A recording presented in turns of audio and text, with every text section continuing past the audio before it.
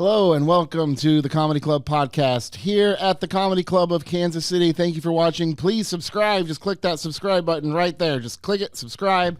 Follow us at the Comedy Club KC across the board. As always, I'm here with another wonderful, funny comedians, one of the funniest rising comedians working today, honestly. And that's what led me to you. I'm here with Mr. Ryan Goodcase. Hello. Hi, Dustin. Hi, Ryan. Thank you for the kind words. Yeah, Appreciate this is, that. you are a person that 100% your funny is what led you to this club. That's awesome. I love hearing that. You know. I don't want it to be anything else. My dad's had to pay a lot of clubs, and I find out later. That's always upsetting, so I'm glad this was different. Dad, I told you to stop bribing the comedy clubs. He's not even rich. Just wasting his retirement on that. Just trying to get you out of the house for a weekend. Yeah, exactly. You have a couple of things on your resume I want to talk about. Oh, sure. Just early on, you were the youngest comedian to win the World Series of Comedy. Yes. For those of you who don't know, the World Series of Comedy is it's a competition for feature comedians, right? And you were the youngest, but they have satellites all over the country. There's a lot of people involved. You really have to earn your spot there, and then it's a grind once you're there. They used to always be in Vegas. Yes. I think it might be St. Louis now. Where was it when you were there? When I did it, it was East St. Louis. Okay. And the championship or whatever was held in like a hotel conference room. Okay. Yeah, so it was Yeah, I heard they were going to be something like that, or a casino ball or something like that. But yeah. Have you hosted it here before, a satellite? Or you just maybe know when about we it? first opened, I hosted a satellite. Gotcha, yeah. 'Cause they are all over. I know he's tried to get us with a weekend of I just haven't. It's a commitment. You know. But I definitely support, and it's a grind. So you were the youngest person to win this. How old were you when you won it? Oh, let's see, 2019. I think I was like 25 or 26. Okay. Yeah. How long had you been doing comedy at that point? Probably 6 or 7 years. Okay, so you had been in it for a while. I started early. And that was 6 years ago. So you're about 12 years in right now. Yeah, just about, yeah. Okay. Where were you living at the time? Where did you do your satellite show from? So I was living in San Francisco at the time, but the satellite that I advanced was in Sacramento. But you can do multiple satellites to improve your chances. So the first one I ever did was in Vegas, and I woke up the day of the competition, had like a flight at noon, and there was some winter storm that canceled my flight. Couldn't rebook one. So I just looked at Google Maps, saw that it was an 8-hour drive, saw that it was like I could get there right when the show started. So I just instantly got in the car. Winter storm and all. Yes. Yeah. And the storm doesn't hit until like you're crossing the Sierra Nevadas or whatever. So you're like going through the mountains and it's snowing and you can't see that very far in front of you. I'm calling texting my buddy to be like, hey, can you tell them I'm on my way? I might be a little bit late, but I'm coming. Like, don't exclude me from the show. I get there just in time, and I get knocked out first round. And I was like, this is comedy. Because, with that story, I was like, I've got to win now. 8-hour drive in the snow. You were exhausted. Yeah, I just did horrible. You were just wiped from the road, drove. But the dedication to that. Yeah. The loyalty to and just behind that to well, I'm going to make my spot. I have an opportunity, and I'm not going to let these obstacles stand in my way. Yeah, I was very determined. And it's like 8 hours is a long time to be stressed out about being late. Like, if you ever woken up late for work and you have to drive like 30 minutes and you're freaking out. I was freaking out for like 8 hours. Shit. Or that phone call when you wake up. Dude, I'm so sorry. Yeah. I'm on my way right now. Right, exactly. So my nerves were fried for sure. The whole time you were in that. Yeah. Oh, shit mode. Yeah, because I'm an anxious guy, and, when the GPS, the time keeps creeping upwards as the weather gets worse. So I was like, I was in a bad spot. Do you think that those nerves or that anxiousness led towards maybe not the best set when you arrived? Probably. Yeah, I think that's definitely true. I was also pretty new to like doing competitions, comedy competitions, which I think is its own skill. And I will like one thing that's good about the World Series of Comedy is they do want you to like grow as a comedian, and they'll give you actual valuable feedback on your set afterwards, and they provide a lot of resources to just like getting better in comedy. So the whole weekend wasn't like a wash. It was still worth for me to go to The Vegas. networking, right, just meeting people, Yeah. comics, and was there enough industry there as well? Yeah, definitely. A lot of it's like other comedy club owners, like the ones that you end up featuring at. So it's nice to be able to meet them. So yeah, it was definitely worth it. But yeah, the whole competition thing, you know, I said I was like 5 or 6 years in. It's hard to be a feature these days. Oh, totally. Is that competition still is viable with the current position of comedy with that middle? I don't know if it was viable when I did it. Because it's impossible to like make a living as a road feature at like those sort of clubs, unless you're going with someone who's like packing out theaters. But there was a time where you could, and even if you're, you know, you have your merch, as long as you can stay booked, you're working your way up too. But even just the opportunities as a feature are really minimal. Whether it's working I think it's almost impossible to get in as a feature in a lot of clubs. Yeah, definitely. Just because, like, I can speak from us, it's hard for us to book a local talent a lot as it is, right? Just everybody brings their feature, again, which is fine, right?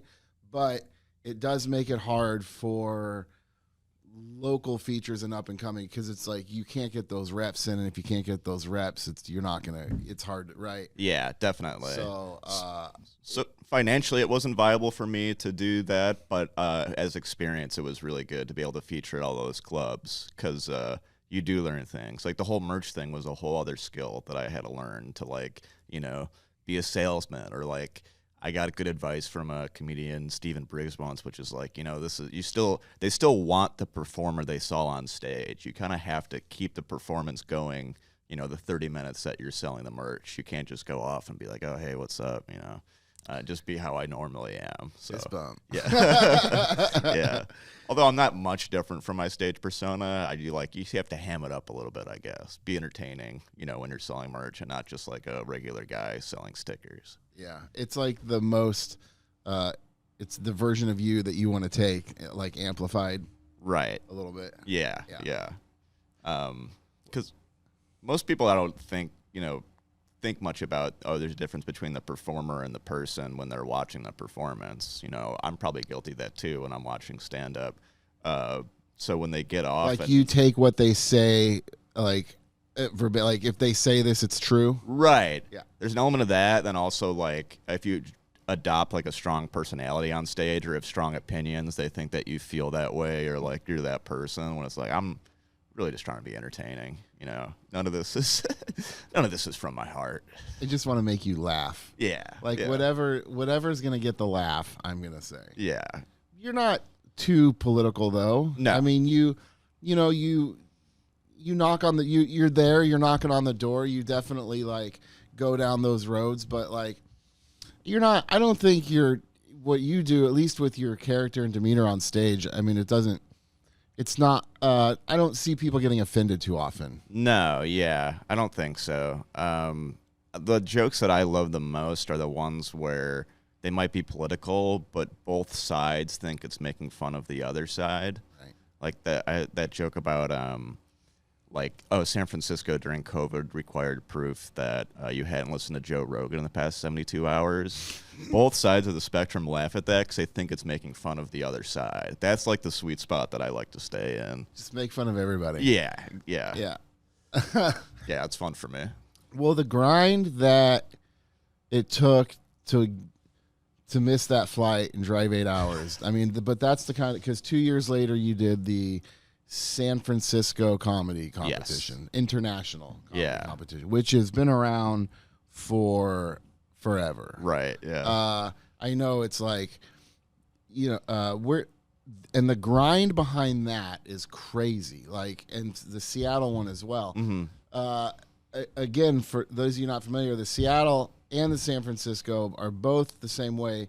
They have 2 rounds of preliminary. So, like, a lot of times they'll do locals week 1, and then week 2, you have to come in and do this whole week of with other comics at a different venue every night, hotels all over the place, and then if you pass, you have to do it again, and then one more time. Or is it's 3 weeks. It's 3 weeks total. Yeah, there's 2 different like first weeks of different comedians, but as a performer, you only do 3 weeks. And it's comics sharing hotel rooms to say probably 5 comics who's on the floor, like, you know, like, and it is that kind of a grind. You go there, you don't know if you're going to make a buck. You're coming out of pocket. You're like there for like 2 or 3 weeks constant, just in a different place every night. Yeah. And that is a grind. What was that experience like for you? Well, luckily I was living in San Francisco at the time. So that was a cakewalk. That makes it a lot easier. It makes it a lot more financially stable, not having to buy the hotel room or like sleep on couches. But in terms of the commute, it is, you're driving like maybe 2 hours. Sometimes it's more than that. And then it's day after day. And you're doing it in the car with other comedians who you're competing against. And, it's usually the vibe is much better going to the show than coming back because there's at least one person who such a had quiet horrible drive home. Yeah. And it's hard, because I was like, you get first one night and your buddies like didn't place. So it's hard to, be happy while they're sulking in the back. And then it switches the next night. Right. Well, I got first every night, so I didn't really have to. I'm just. That might be a lie, but for the record, I got first every night. You took first in it. I did, yes. That's wonderful. Yeah. That's been around, since the, late 70s, early 80s? Yeah, I know. The way I use it as like a benchmark is the first year they did it, Robin Williams got second. Right. So it's old enough to where Robin Williams wouldn't have automatically got first just based on, who he was as a celebrity. So that's the joke is Robin Williams got second, and I don't remember who was in first. Right, exactly. But yeah. Robin Williams got second place. Yeah. It is such a wild experience, those festivals. Really pretty traveling as well, but like just different venue every night, just the grind. But but being at home, it gives you the advantage of being rested. Definitely. So. Yeah. And it does, I think the other challenge is just like wearing on your ego. And when you do start to like, have bad sets or you get marked down, and that constant tinkering of your set, and it's like, oh, what if I change this or that? That like starts to wear on you psychologically. Not to mention doing like the same 7-minute set every day for 15 days or whatever it is. You just start to get sick of your material and your friends in the competition. You're like, I'm so sick of those fucking jokes. Did I do this joke tonight or was it last night? Where that happened to me last night on this stage when I started a joke, and just based on people's faces, I was like, did I already do this one? On the Late Show? Yeah. Oh, yeah. Funny. And I was fine. I didn't do it. I did it the first show, but I still freaked out for a second. You just murdered out there, man. It was so fun. Yeah. That's such a fun room. Thank you. Yeah. Yeah. They were like ready to go from the get-go. From the second they sat down. Yeah. Everybody so nice. just cried. It was so good. Yeah. Valentine's Day, I don't know if they're just like in a good mood or what. But. Man, numbers are great tonight too. Oh, cool. Yeah. I'm stoked. Me too. Yeah. And then so last year you get first in the World Series. Then you get first in San Francisco. And then last year, you get asked to participate in the Netflix Is a Joke Comedy Festival. Yes. Which is newer, but like everybody is in it. Yeah, but yeah. In a sense of like all the great, like so many great comics are in this festival. Like last year, I had, I think, just 1 week in May that happened to be open or something. I could not fill. I put 6, 7, 8 submissions out. Everybody was in the festival. Oh, damn. Yeah, I didn't think about the effect it has on the national comedy scene for all these people to be flocking to one city. Headliners. Yeah, that's funny. Yeah, that was fun to do. I got in off a recommendation. He hates that it's public knowledge, but it's been public knowledge that Michael Longfellow, I opened for him, and he had done the festival previously, recommended me, and I auditioned and got in through that. And then the video that I've gone like most viral for is from that set. So the timing, yes, in comedy. Yeah, I've had that joke for a while, but I've been sort of hesitant to post it. I wanted it to be good, production and a good capturing of it. And the Netflix one just was. Are you the one that posted that, or did you have a social media team coming out of Netflix, or how did that go about? I'm the one who posted it. What's funny is when they film that, they're like, Netflix, we're going to post one clip from this, but that's sort of all the bandwidth we have in terms of editing. So after that, you can post whatever you want. So I was like, oh, for sure they're going to post the countdown closer joke. But I think it was just like too complicated for them to edit. So they took a different joke, which like did all right, just the average stand-up clip. And I was like, okay, well, did it get you some followers? Which one? The one that they posted? The one they posted first. Nothing crazy, yeah. Okay. Nothing that I really remember. Okay. But then I was like, okay, I'm going to do the closer. And it did take me a little while to edit because there's like cutting between the crowd and making sure you're getting like the hand gestures and all that. But then I posted that and it just took off. That's like almost 50 million views now. That's incredible. Yeah. And that like really, I think, doubled my follower count and got people to come to shows, which is... Where are you at now on Instagram? Just under 300,000 followers. That's amazing. Yeah. Congratulations. Thank you. I appreciate that. Yeah. So, but you were at...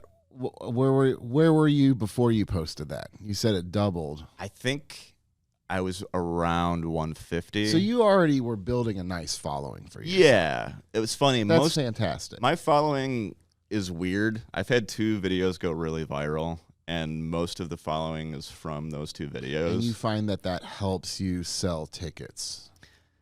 I actually think that a better way to sell tickets is to slowly grow a following by like repeatedly posting, and maybe they aren't going crazy viral. But I'm sure there's people who followed me from that one joke who don't really care about stand-up. They just like thought that was funny. Material. Yeah. I want more of this. Yeah, they want to see like what else this guy's doing, but they don't want to watch like a traditional setup punch. Well, then that means you have the ability to take somebody who doesn't really care about stand-up and make them eventually want to come to a comedy club. Yeah, hopefully. Yeah, that's the goal. Right? I think I do get some people. I have had people come up to me after and say this is their first stand-up show. So that's kind of cool. I love hearing that. Yeah. And they came out to see you. Yeah. Well, you're probably giving them a great experience. I hope so, yeah. Yeah, so what was the feeling when you posted that and like it started just going ape shit? Like, do you remember like... It is like sort of a thrill, and you want to like try to limit how many times you look at it. You don't want to just watch the numbers because it feels kind of gross. Did you spend at least one day doing the refresh game? No, yeah. I would definitely like glance at it, but like with Instagram, when you hit like a certain amount of notifications, it just caps the number. Right. Like it won't tell you, like it'll just be like 99 plus or whatever. And it, like that day, every time I looked at it, everything was just capped out. 100, 100, yeah. 100, 100, 100, yeah. So I was like, okay, I'm just gonna let it like go crazy, and then I'll check back in later. And it grew for like several days. It was fun. Yeah. But it had to happen once before with like an astrology joke / crowd work that got that kind of attention. So that was the first time I had that sort of like thrill. Yeah. Good. I wish I could be like the guy that has a social media team that doesn't even look at it and that just is like in the background. But no, I'm like editing, posting, and then like watching the response in real time. Well, even the editing of that had good timing. Yeah, right? good. I mean, because the joke's about timing, and then like, but you said with the audience member and the constant back and forth and the hand. I mean, even so, I mean, you're bringing the timing. Yeah. On every level. And the full joke is like a little over 90 seconds, so I did have to like cut out parts of it to make it work. But that's one thing I don't like about the idea of outsourcing the editing of my videos is I do kind of like having that control of like when to cut or what camera to use or whatever. I have a little bit of that control about my jokes, I guess. Like it feels like I'm giving someone else power to present my joke, which I don't like. Did you have any history in performance prior to stand-up, or was that your first? Stand-up was my first. In college, I took a public speaking class, and during the speeches, I was just like implementing jokes for fun, and realized that I had sort of a knack for it, and that I really enjoyed doing it. So from then, I started like doing open mics in college. But yeah, that was it. Was that in college when you started? Yes. You were about, what, 18, 19? I was 20. You were 20. My first set, yeah. Yeah. And I was at my college campus. I definitely had the advantage going where maybe like 25% of the audience knew who I was, and it was like a big audience, where I think most people's first time is like at a shitty bar with 10 people who are mostly comics listening.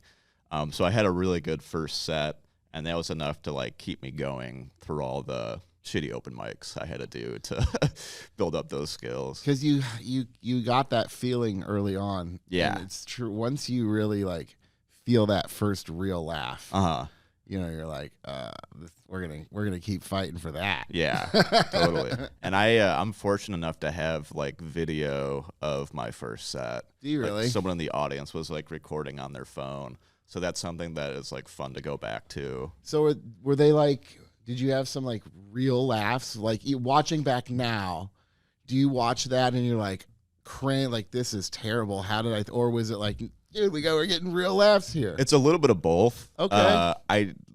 I'm pretty modest. I'll rarely compliment myself, but I do think I naturally had some sort of knack for it. Like I got some of the basics of stand up, and I knew how to write a joke, and that stuff would get laughs. The stuff that I look back and kind of cringe at is the stage presence, because I was so nervous. I just spent the whole time pacing back and forth. It's like very frenetic, which if you watch me now is not at all. I hardly energy. move. Yeah, you're like you, and with their deep voice as well, you kind of sound like Stephen Wright with a little bit of emotion. Right. yeah. That's a good descriptor. Yeah. With tone inflection. Yeah. So yeah, the stage presence, and then there's like some lines I definitely wouldn't do now, but there's a joke from my first set that I will still do now that I've like put in my first special. It's definitely highly edited and changed, but that story is the same as like a joke that I told in my first set ever. You remember the first joke you ever told? It's on tape. Yes. What was the first joke you ever told in stand-up comedy? Well, it's funny. The tape doesn't start right at the beginning. I don't remember. I'd have to think how it actually starts.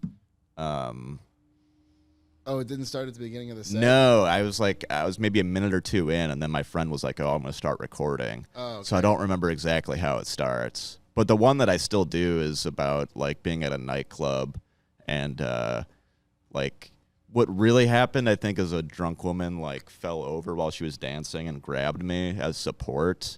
But in my like self-conscious, awkward mind, I thought that she was like using me as a stripper pole while she danced on the person behind her. So I told that story my first set, and I'll still bring that joke out sometimes. Nice. Yeah. From your first show ever? Yeah. That's hilarious. Yeah. Just a back pocket kind of a thing. Right. That's funny. Everything else is pretty, I've thrown away, but that one has persisted. Yeah, you were even talking last night about like dropping or editing the time, you know, like when is it time to like stop or doing a bit versus, or could you update even? Yeah, the countdown joke, I thought, okay, now that it's gone this viral, I shouldn't do it at live shows anymore. And then people would come up to me after and be like, oh, I thought you were going to do that joke. I brought my girlfriend. She's never seen it. I really wanted her to see it. I was like, oh, shit, okay. But then I would try to do it, and the person I would pick to count had seen the joke, and I could tell just by like the dumb smile on their face.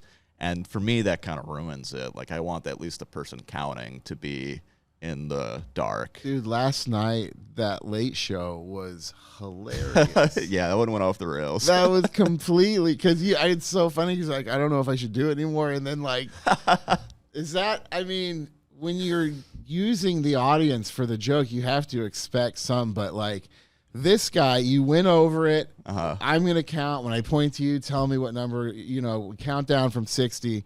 tell me what number you're on. Uh-huh. As soon as you start talking, he just starts drinking. Yeah. You point to him, and he's just drinking. Yeah. He was so drunk. He does that the first time, and I'm like, okay, you can't be drinking, like, because I'm going to point at you. Because I thought, I've had that happen before. I explain that to him. Usually they get it. And he's like, man, I got to go take a leak. Can you pick somebody else? I got to piss so bad I can taste it like this guy. Yeah. Like, dude, we literally have 90 seconds left in this show. Like, I'm pretty sure I was like, this is my last joke. This is the joke why most people know who I am. You sure you don't want to stay for this? And then it's like, okay, I'll try one more time. And then same thing happened. Go to point, and he's taking a drink again. Ended up using a different audience member. And then on the very last line, just a totally different person yells out Called the it out. final timestamp. Yeah. It was wild. That's how a Friday late show goes for sure. Right? But it was so big, it was still a really fun closing point. Yeah. For that too. That's what's fun about it for me is it does go differently, and when it goes off the rails, that's fun to try to like adapt and stay on top of. Really, those are my favorite kind of. I do a lot of controlled crowd work where it's not completely, improvised. I'm not having a conversation. I kind of know what I want them to do. Yeah. But it gives the like illusion of spontaneity, or has some room for spontaneous stuff to happen.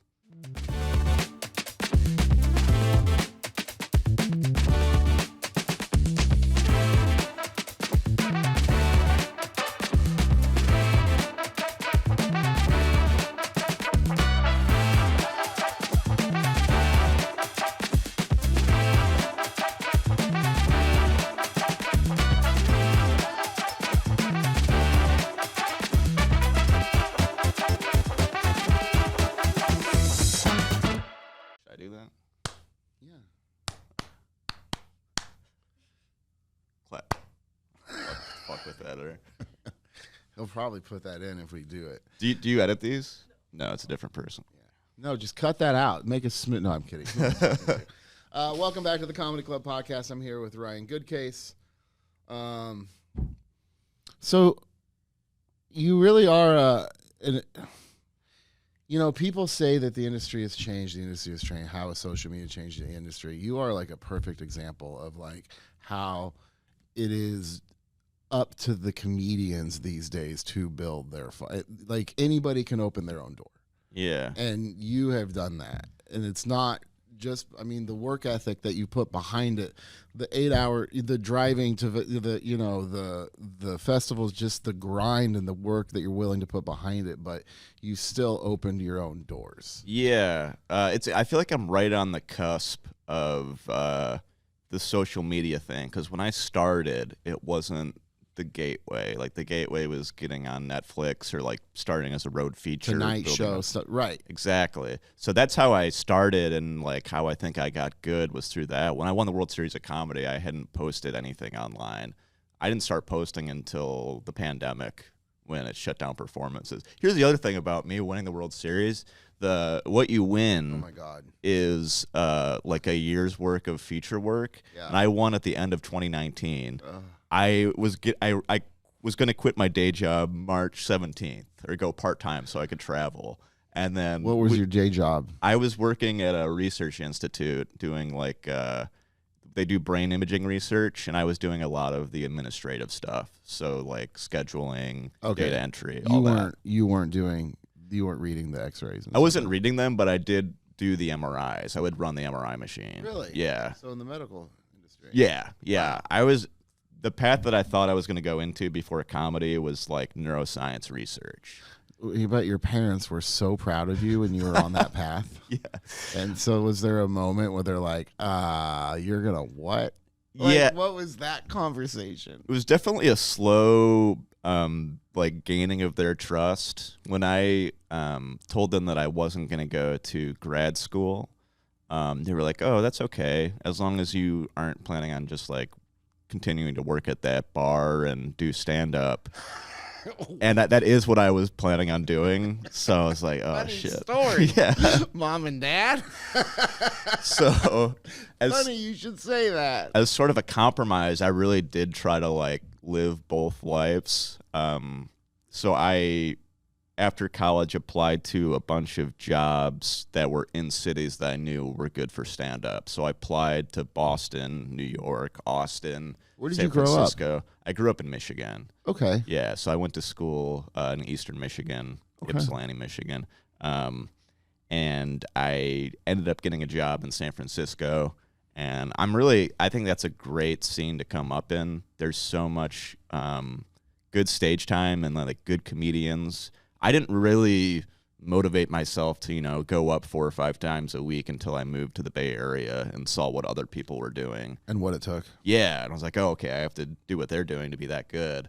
And that's where I really cut my teeth, and I'm grateful that's where I ended up. It was sort of just by chance. I think I probably could have got swallowed up in a scene like New York or LA. It was just too big for me to start in, but San Francisco was perfect. So your compromise was, I'm going to get a job in this field in a city that I can be in for comedy. Yes, exactly. And I would, it was a 9 to 5. I was living in like just south of San Francisco, and then I would get booked to like host at the comedy club in Sacramento.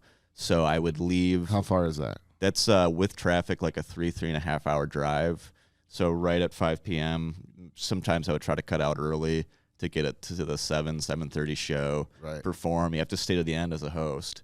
And then, if there's a late show, I'm not getting back till like 2, 3 in the morning and then going to work the next day. At 6, 7 a.m. Yeah, and I did that for like a few years until the quality of my work at the day job just really started to go down. It's always going to be the day job that suffers. Yeah. And to be fair, my work, my coworkers at that job were super supportive. When they found out I did stand up, they would go to shows at the local club. They would let me leave early if I had to like go to a show. That first job was super supportive. And then when I left them in 2020, thinking that I was going to go on the road, and then I had to get another day job, oh my God, they were not as supportive. They're like, we don't care about stand up. We don't they care about what we hired you for. Right. So you quit there, what, early 2020? Yeah. Well, technically, I switched to part-time March 17th, 2020. Oh, my God. Yeah. Oh, my God. Really right at the beginning. Oh, dude. Like, had it been announced? It was, you had already made this decision before COVID. Yeah, because I did claim some of the World Series work. So January, February, I got to like do some of my first road feature stuff. And I'm like, all right, my career is like the next step on the staircase. Like, here we go. I can start doing this almost full time. And then the whole world just shut down. And like, you just quit the only industry that remained open. Yeah. Exactly. Yeah. Oh, fuck. Yeah. They were nice. They let me go back to full time. They did let you come back. Yeah. And stay. But my heart was definitely like out the door at that point. Sure. I really couldn't keep myself motivated and like putting in good work at that place because I just wanted to do stand up. Your industry just shut down. Yeah. I was doing Zoom shows, and then you talked about how your club opened earlier than like other clubs. Yeah. So San Francisco Bay Area was like super strict about COVID. Everything stayed shut down for a long time, but then I would like secretly fly to Florida to feature for a weekend just to get out. Yeah, and usually when you get something like that, you want to post it on your social media so comics like know like, oh, this guy's like doing something, and that kind of builds momentum. But that one was it was a secret operation. You were going like to Florida. A closeted Trump supporter. Yeah, exactly. Like, I'm not going to tell anybody, but I'm going to vote this way. Totally. That's funny. So you were afraid. You legitimately thought that posting it could you were afraid of backlash. Yeah. For performing. That's funny because our local spotlight this week we do for the club was with Aaron Scarborough, and he literally talked about like taking advantage of stage time and the available stage time during COVID. Yeah. I mean, no one knew exactly what was going on or how serious a problem would be like to have these live events, or if you could do it safely. So some people, like the Florida club I did go to, it was 50% capacity. He invested in like HEPA filters and maybe even had like a mask thing going on. So it's like when you hear that, it's like, okay, they were doing it safely. Like, I think that's fine. But at the time, people in San Francisco were like, if you leave the house right now, you're as good as a pedophile. Like, you're a piece of shit.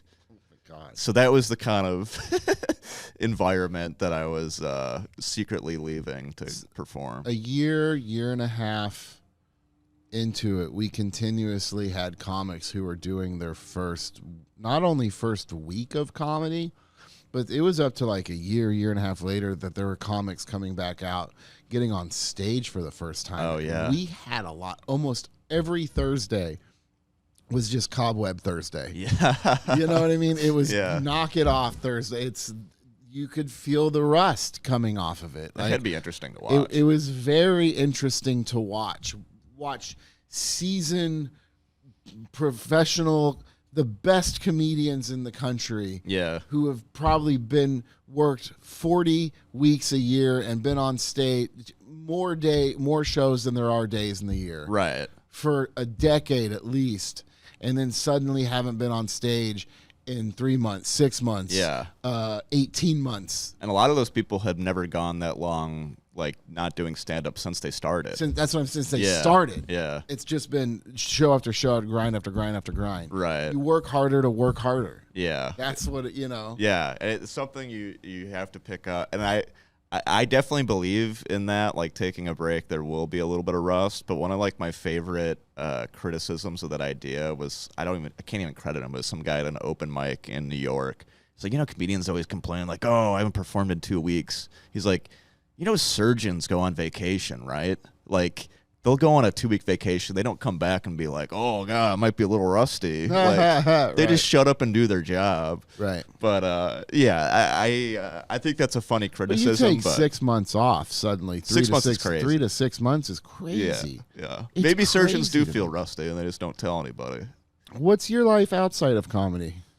Not a whole lot. Who's right? That is the most fair answer. Do you have a life or interest outside? Because I know there was a period where I would, if it wasn't comedy related, I wouldn't go to concerts. I wasn't watching pro wrestling at the time. Just whatever. Like, if it wasn't comedy related, I had nothing to do with it. I mean, my stuff is really sort of play music, do anything. It's not super interesting. I do go to concerts a lot. That was my first love, was live music. What was your first concert ever? First concert ever. I have 2 answers for that. So do I, actually. Yeah. So the answer that I tell people when I'm trying to impress them and be cool is Radiohead, because that was the first one that I chose that I wanted to go to. Oh, wow. And they weren't playing in Michigan. My parents drove me to Ohio so I could see them live. It's the one band I haven't gotten to see. They're really good live. Yeah. It's one of my favorite bands. They're great. But then my actual first concert that I went to was Weird Al. Oh, how did you not? But how do you not lead with that? That's so huge. If I'm back when I was single, if I was on a date and I was trying to impress a girl, I wasn't gonna say Weird Al. Like that would. It's pretty lame. But my dad was. Oh, that's so funny. Radiohead, baby. Yeah, exactly. I think those two really do summarize my personality. Dude, if well. Weird Al's not going to win her over, then then what are you even doing there? I think I am the intersection of Radiohead and Weird Al fans. You are Weird Al meets Radiohead. Yeah. How old were you at Weird Al?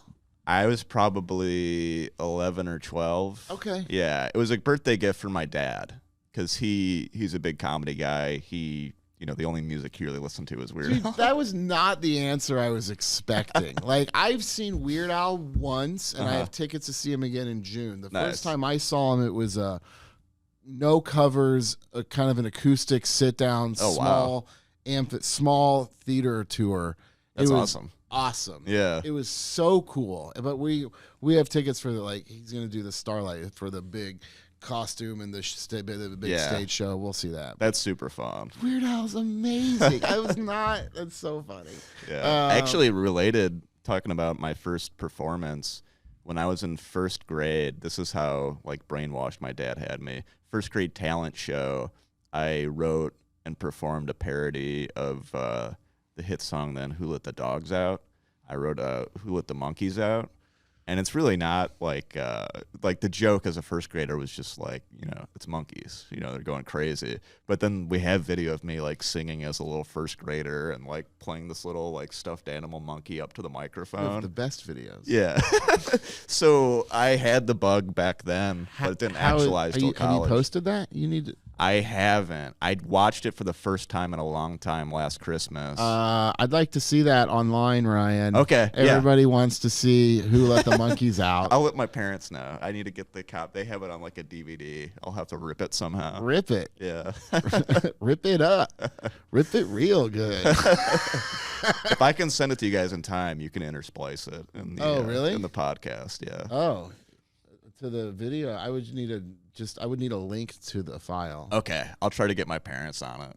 We probably have a week if we tell them it's coming. They're not doing anything. Yeah, they're retired. All right. Yeah, that would be For the hilarious. official release of Who Let the Monkeys. My first concert that I claim was my dad took me to see Rush with Primus. Okay. When I was 13. Hell yeah.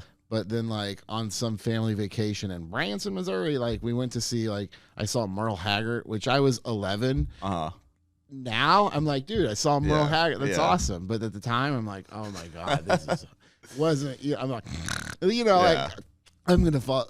But both those two are really cool. Right. Yeah. Same with, but in Rich at the time, for emotional response, you know, Uh-huh. it was definitely like, you know, Rush and Primus. Were you going more for Primus or more for Rush? Primus. Yeah, but, same. Yeah. And like my preference is more towards Primus. But both incredible. I mean, you probably wouldn't have Primus without Rush. Right, yeah. You know, and then I started playing the bass guitar a year later. Oh, hell yeah. So, yeah, I am this of the what I claim and the reality. Yeah. Yours is so... Weird Al, baby. Let's get weird. Yeah. I do think a lot of my, like... at least love for comedy and humor first came from my dad. I've definitely like, he definitely still has like dad humor now. And like, he used to try to pitch me jokes. He was funny. He was funny. Yeah. But we still share that love for comedy, but it's like, you know, we like Airplane and Naked Gun and stuff like that. So stuff that I can still appreciate, but not stuff that I'm trying to bring on stage. But that's where I think my first love came from. Well, I remember, my dad was definitely an influence into comedy for me as well. Mm-hmm. Just movies growing up, like making sure I saw the right comedy movies and stuff. You know, playing Cheech and Chong before I even ever smoked pot. Totally, like, No. That's like his way of being cool, I think. Like the old dad was like, we're going to watch Cheech and Chong. He's going to love it. I guess that'd be like if I wanted to say, hey, let's watch Half Baked with my kids. Right. I don't think that's going to happen anytime soon. One day, though. Yeah. One day you want to be able to watch Half Baked with your kids. Yeah. One day we will. They challenged me. One time my kids challenged me. They said, "Dad, I bet you can't. Can you go without cussing for 24 hours?" Could you do it? I made a bet. I was like, okay, I will try. And they're like, if you don't, we get to cuss the entire night, right? And then if I did, I don't remember. If I did, I don't even remember what, because we didn't make it that far. It's like 2 minutes into it, they start talking about their mom, and I just start cussing. I bet they did that on purpose, too. They set you up. Sons of bitches. Oh, that's awesome. I love that reward, too. We get to cuss for the whole night. So they just started laying into it, right? They were like laying into it. So, and I was like, I can't have them talking like this all day. Yeah. So my way to battle it was I played them South Park, Bigger, Longer, Uncut. I'm going to show you the most cuss words you've ever heard in a 90-minute interval in your entire life. Yeah. Right? And that got them to slow down a little bit. That's funny. But I got to introduce them to that for a reason even. Yeah, I think when you kind of oversaturate them and once you see it like said that much, it takes away some of the sting. Like they're not as entertained by saying the bad word. It's like, okay. Uncle Water Dad? Yeah. I just watched the movie. That's classic. My brother's friend got in trouble because he went to a sleepover and they watched that movie without like my mom giving permission when he was in like 5th grade. So I don't know if they had any friends over, but their parents might be pissed off if you did that. Do you remember cussing around your dad as a young kid? He wouldn't let me say fart. Fart was a cuss word in our house growing up. Yeah. Really? Yeah, for some reason that word just did it for him. He was very, like, he doesn't really swear, so we couldn't do anything around there. But then my mom would sometimes, so we slowly got some ground on that. Yeah. My oldest, who is 10 now, I will never forget. He walked in to the kitchen at 2 years old, just stopped, looked at me, and went, "Fuck." And I'm like, oh, no, I've done it. You got it from you? I've done it. Well, who else is he? I mean, there were 2 of us there, but I have to probably accept responsibility on some level for this. Yeah. You know. But I remember cussing around my dad in the garage probably at 5. You're like, you can't say that. Right. You know, even in the 80s, like he gave a fuck, but yeah. you gotta I be don't dad. remember that stern talking to. It's funny with So strict though. Yeah. Yeah, it made more sense to me coming from my dad, because it's like, oh, he doesn't swear, so I can't swear. But then when there's like a hypocrisy element involved, it's like, why can you say those words and I can't say those words? That's when I would start to challenge him. Age appropriate. Yeah. You know, I don't let them cuss at all at home. I don't. They're not, and they know, and they don't, and they especially know not to say shit at school. Right. Well, words or shit. Yeah. Shit being one of the words they're not going to say in school. Right. I do think I still hold on to like the censored bleep is more funny than most swear words. Oh, the imagination. Yeah, and then something about the sound too is just funny to me. So if I could like do that on stage instead of swearing, I think I would. I think that would get a bigger punch. I'd like to just censor everything you just have beeps going over the entire. Yeah. That always gets a laugh. It's so funny.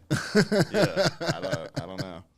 And then there was like that hint of mystery when you were a kid and you didn't know all the swear words, and when they bleep something out, you're like, what could that be? What could it possibly be? Yeah. Usually motherfucker. Yeah. Or there's confusing stuff where like you could say ass but not asshole. They don't beep anymore as much. Now they'll change it. Oh, you're yeah. altering. You're like using AI to change history. I mean, it's so bad. Yeah. You're like watching. You're like, that's not what he said. That's not. Is that even his voice? It's almost his voice. What's happening? Yeah. They can probably like change their lips now with AI. Change the actor. Dude, it's Scrub Kevin Spacey from American Beauty. So we had an episode that we fucked up the audio. I fucked up the audio, right? And I was like, it was with somebody who I really respect, and I was so happy to have it. And I was like, we have to fix this. Like, so like my editing team can't do it. I send it to this other guy. No, he's like, I have a few different things I can try. One of those, which was an AI cover. Whoa. So it was able to enhance, like, dude, it had the level perfect. There was no background noise, but like it would fill it in certain points with an AI voice that wasn't even my voice, saying things that it assumes I was going to say.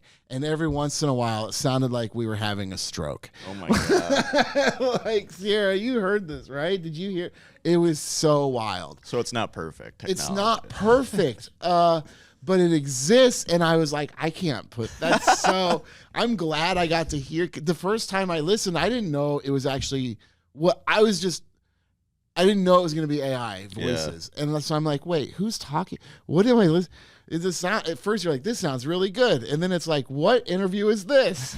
Who is this person that's me? That's awesome. You got to release the AI tapes. That's got to be like a special Patreon feature for the KC Comedy Club fans. Oh my God. The AI tapes.